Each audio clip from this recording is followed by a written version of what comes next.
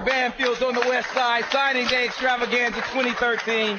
I am pleased to be joined by two outstanding guys in the recruiting game. To my right, Jeff Eklinski, Michigan recruiting coordinator and wide receivers coach, Michigan director of player development, Chris Singletary to my left, and guys, getting right back into this recruiting class, 27 players strong, and people nitpick. You look at a class and everyone says it's great. They try to find a flaw. One of the things that they say to get your position group, say, hey, you know what? Michigan didn't really get any blue chip receivers. They didn't really get any speed. They didn't get a big play wide out. Tell me what the misconception may be about what a big play wide out is. Do you have to run, or do you have to be a 4-3 guy to be a big play wide out? Kind of break down your philosophy on that. I think first off, the hardest thing to judge on high school football film is how truly fast a kid is.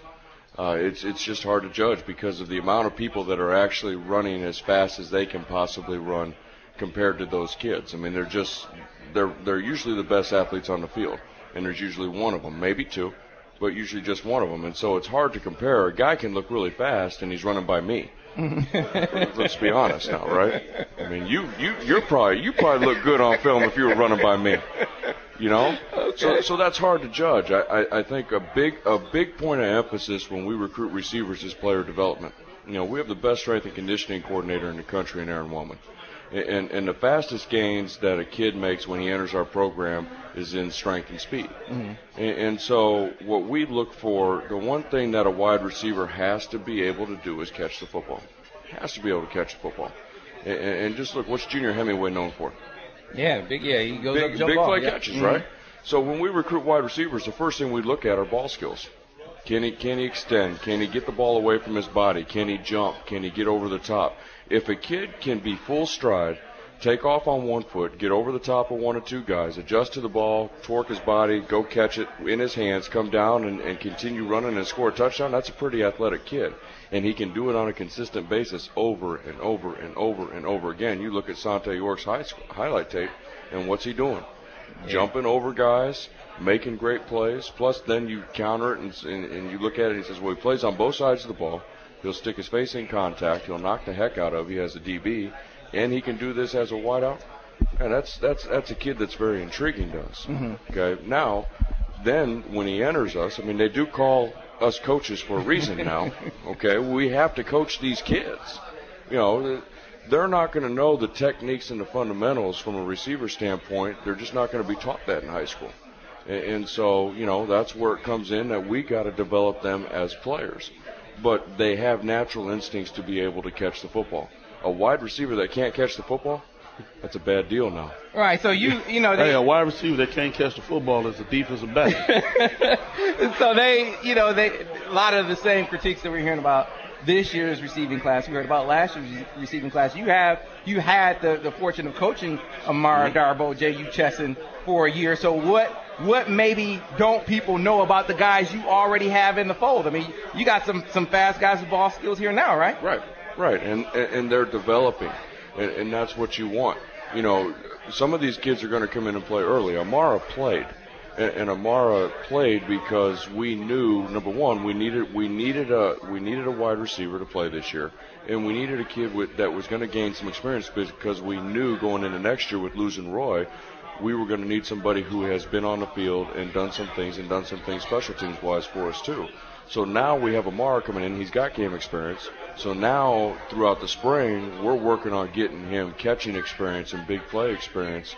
And that pressure is going to fall upon him. And now we got the spring to teach it. So it's not going to be all brand new when he hits Central Michigan next year in the Big House. He's been in the Big House before. Mm-hmm. Now JU, on the other hand, has not, which was the perfect fit because now we've separated them in eligibility, year of eligibility in between them now. JU's got 4 years to play.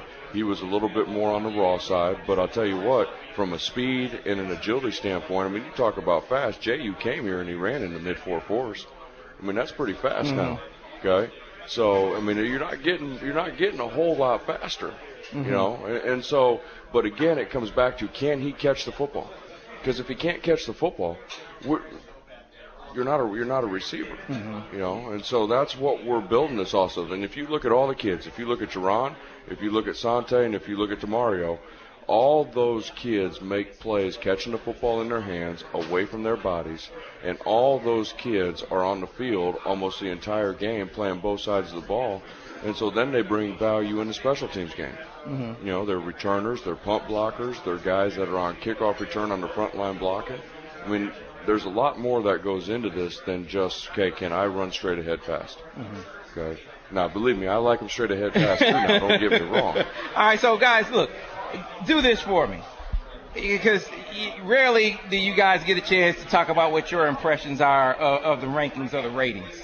We kind of heard what you think of people's perception of receivers. So was there a guy, or were there guys that you looked at that you recruited, that you landed, and you said, man, the service has got it completely wrong on that guy. They completely missed the boat. They don't know what they're talking about. Was there any guys that kind of stuck out to you like that when you looked at the rankings? You said, oh, they completely missed the boat on him.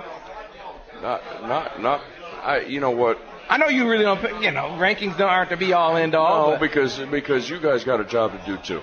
Right. That's nice. That's nice. I don't do rankings, by the way. But okay. No, but I mean, those services have a job to do. And if all those kids from one state or one area are all these highly rated kids, and all the kids around the rest of the country are lowly rated, then they're only going to get subscriptions from a certain part of the state. They got to feed their family. You know what I'm saying? So, no. I mean, look, they do their jobs.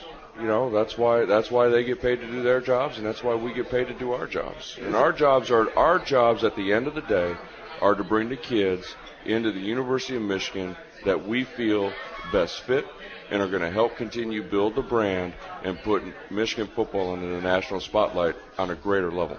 Hey, so do you guys, because I know social media is a part of what you guys do now in order. Did all you reporters get together beforehand and just take a script of all the questions, because they're all asking the same question? Oh, no, I had no idea. I wasn't even there to grill you with those guys. And they're going in order, too. Let me tell you, you guys are going right down in order. Really? Okay, well, social networking is clearly a part of it. I'm curious, do you guys ever sit and take a chuckle at all the wrong information that comes across Twitter? Oh, my. All the guys that you haven't offered that have offers. All the guys that have committed to you that you didn't offer. What is the old saying that your mama told you when you were growing up?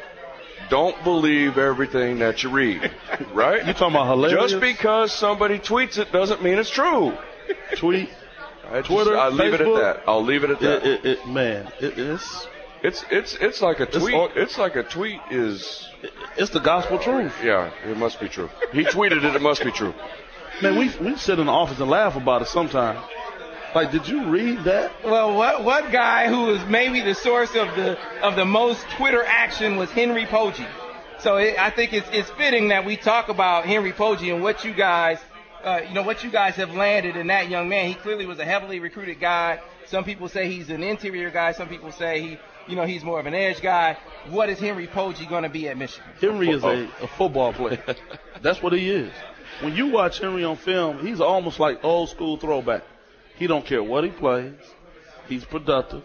He'll go in there on offense. When you see sometime you watch him on offensive Gilman, and he's the wing, and he's wedge busting, and he's doing the wham block. But Henry is a productive football player. You know, he is not flashy, but he has substance.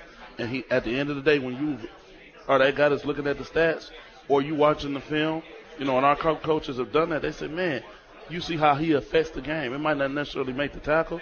It might be eating up blocks, but he's slippery, and, he's productive, and he's a football player, well coached in the fundamentals of the game. Yeah, now certainly he put on a show down at the Under Armour game. Another guy who put on the show at an All-Star game was Derek Green. We've talked a lot about Derek Green, and we'll get to him shortly, but what I've noticed is, in all of the excitement about Derek Green, and all of the excitement about the other tailbacks that were recruited along the way, people tend to forget that you had another big-time running back in the class already in Devion Smith. So tell us a little bit about Devion. Well, I think what you got to remember is that all these kids are going to come in and transition differently. So who knows how this transition is going to take place for each individual kid, because it's all different. I think in Devion and in Derek, I think in style you're getting two classic Michigan. We're going to pound you. We're going to smack you. We're going to hit you square in the mouth, and we're going to get up. We're going to hand the ball to the official. We're going to get back in the huddle and give me the ball again, because I'm going to hit you again. And then I'm going to get up and you give me the ball again, coach, because I'm going to hit him again. I want him. Okay, and that's what we're looking for. That's our style. That's what we're building towards. You know, and then you got another kid in there, Wyatt Schauman, who in my opinion has so much versatility to an offensive football game because he can line up in so many different places and do so many different things, and he's not just a blocker. And he's a kid that could go back very easily and play tailback in short yardage and in passing situations because he can block, catch, and run. So I think you've got 3 kids there that continue to build upon what we're starting here. And if you put the 2 classes together, I think it becomes pretty clear, you know, how we're going to build this. We're going to pound the ball offensively. You know, you saw us in the South Carolina game, and once Devin got moved to quarterback, you know, we're going to double move you. We're going to throw the ball over the top. I mean, get ready because we may triple move you. Sam, we may put you out there and quadruple move you to get the ball deep. But all that takes place. You have the ability to do that because you have the ability to run the ball and pound it. And that's offensive linemen and power tailbacks. And then defensively stop the run, and you stop the run with the front seven. You know, before we let you guys go, I do want to focus on defense a little bit. We talked about Henry, but there are other notable guys in the defensive class. Let's talk about that secondary, Chris, because Brady said there was a clear motivation to get bigger in the secondary. So you get Rion Dawson. You talked a little bit about Channing Stribling. You get a guy like Delano Hill. Talk specifically about Rion and about Delano, the 2 most recent additions to the defensive secondary. What you see with those 2 young men is they bring not only great height, but great length with their wingspan. You know, with Rion being a corner and Delano being a safety, they're able to affect the passing lanes, whether you're playing zone coverage. And with Delano, he's a hitter. He's going to let you come across the middle, and he's going to let you know that he's there. With Rion, he can play bump coverage. He has great feet, great hips, great speed. And at 6'2" and change in the wingspan, he can press cover, or he can play zone, and he has great ability there. So what you do now is you bring some length to the game. With more schools having or more teams having bigger receivers, now you're able to match up, and now it's more of a fair game. You know, and then when you have a guy like DeMonte Thomas back there to match up with Delano Hill, and then you got Stribling, and you got Jordan Lewis, and you got Ross Douglas. I know one thing, Kurt Malley is feeling a little bit better. Well, you know, one of the questions people keep asking is Delano going to be a safety or is he going to be a corner for you guys? What is he going to be? Let him figure that out. I mean, and I think that's with all these guys. You know, we got to let them come in, get their feet underneath them, and play. They'll figure it out. And again, you know, everybody says, well, who's going to play early? They'll figure it out. They're going to all get the same opportunity. Right. They'll show us. There is no entitlement, and the best person is going to play. You know what? If there's a great player out there, we look at it like this. This is an easy way to describe it. If we have we got 2 returning. Obviously, Taylor Lewan, great offensive tackle, right? And we got Mike Schofield, who started a lot of games, very good Big Ten offensive tackle, has a chance to be really, really good. Now, if we got a 3rd offensive tackle and he's one of our best 5 offensive linemen, do you sit him or do you move him down to guard because he's one of your best offensive linemen? Okay, they figure it out. Sometimes necessity makes them move to another position, and then they eventually move out to tackle. You know, how many times have you seen that? Kid starts at guard and he ends up being an all Big Ten tackle. Okay, let the kids come in and play, and let them play at their own rate, because if you do that, then you're going to get them comfortable fast, and then the transition happens real quick. All right, so as we close things up here, guys, Brady talked about at the beginning of his press conference the things that you emphasized in this class. You wanted to get bigger and more physical in the trenches. You wanted to go out and get some tailbacks in there. Yeah, that was him drinking some water over here. That's all right, Heck. That's all right. You're my guy. You know, he said you wanted to get some more length at receiver as well. When you look ahead, now that this class is in the books, you know, they were saying something about maybe at this point about 16 scholarships, give or take a few in the next class. What are the points of emphasis in the next class? What are the things that you kind of highlight in the next class to say, hey, we want to go get this? I think now what you're going to start us to see is build from positions of strength. Okay, we've addressed a lot of needs in the last 2 classes, and now we're going to build from positions of strength. So, you know, in the offensive line, you know, now because it is a small class, we have the opportunity to be a little bit more selective and look for specifically targeted individuals in positions now. And I think that's what you're going to see. You know, obviously there's going to be a quarterback in there. and we know that. And then from there, you take great athletes, and it comes back to the same thing. When a kid walks through the door, we have to be able to look at him and say, that looks like a Michigan man. And when we go out, and when we've been out in December and January, that's what we've been looking at. We want Michigan men that walk through the door, and you guys say, that's a Michigan man. I got you. So when we look at this class, so don't target individuals. I got Sam. you. Well, We're trying to pinpoint. I'm just saying, football players. when you look at the last class, for instance, you got 6 linemen, a lot of guys, that more interior guys that can play on the exterior. Can we expect that in the next class? Maybe more tackle types, for instance. I don't know if you can determine that right now, because I think the market kind of helps determine that too. Okay. Maybe hey, if there's a great guard and we feel he's the best offensive lineman and he's better than 5 offensive tackles, then we're going to take the best player that fits Michigan, and that's going to help us continue to build the brand. So that's why it's hard to say, and that's why everybody says, well, you're only going to take this, but then you ended up taking this. Well. You know what, the market kind of dictates that to us too now, because we don't want to bring somebody in here. It's not fair to bring an individual into Michigan who doesn't fit Michigan and isn't going to be able to play here at Michigan just because we said, okay, we wanted a corner and we took that kid as a corner. Right. So if the market is strong in Michigan, then you go in Michigan and you basically pillage and plunder and take all the best players. You don't leave any scraps for the offense. Stop. That wasn't. You did not. Don't do it. I'm not putting that in your mouth. That's me. Hey, that's not him. That's me saying it. Is all. We are Michigan. Yes. Look, that is at right. the end of the day. That is right. Sam, this at the end of the day, we just gonna take care of us. I hear you. We gonna worry about us. That said it best. I like that.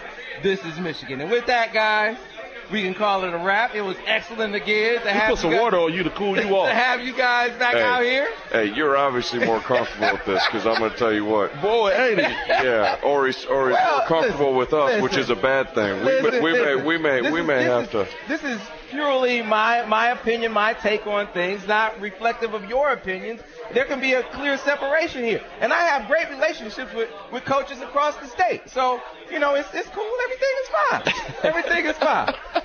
With that, fellas, I appreciate you taking the time. Always a pleasure, Sam. Appreciate you taking the time. Appreciate it. I can't wait till next year. I can't wait till next year either. Jeff Eklinski, Chris Singletary, appreciate you guys taking the time. We're going to get to a break.